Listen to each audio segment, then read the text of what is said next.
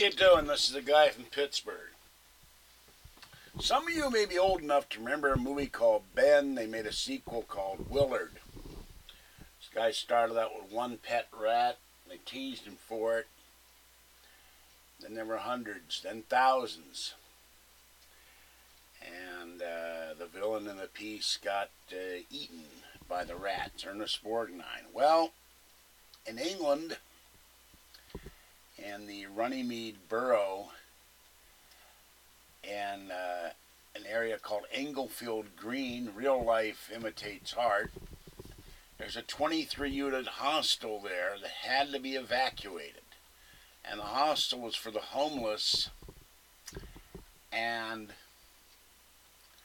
homeless people were happy to have a place to live, but the problem is the place was infested by rats. Hundreds of rats coming through the walls, the ceiling. The rats were drugged up from poison left for them. They didn't kill them. They were running up and down the stairs. Someone would bang the door and the rats would turn their heads. And the residents have been reporting it for weeks and months. The city did nothing. And there were rats in the bedroom, there were rats in the living room, there were rats all over the place. Rats went under the floor. Rats were eating the wiring. Rats were on all the floors of the building. So unfortunately, half the homeless units in that borough are now gone because the place infested with rats. And the thing about these rats is they're 2 feet long. Now, how'd you like to run across a 2-foot rat in your sleep? So they think that this is a new form of mutant rat. Now, rats are like so long, maybe 8 inches,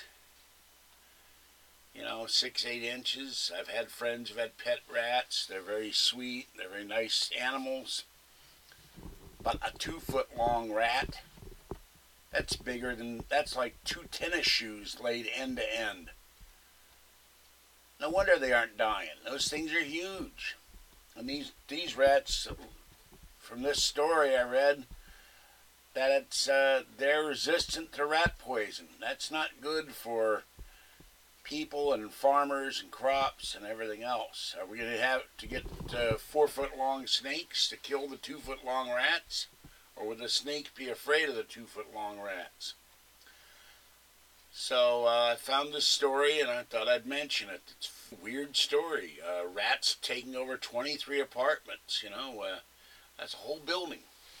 Alright, this is the guy from Pittsburgh. I'll be back later in another video. Free Art Bell, and I'll catch you next time.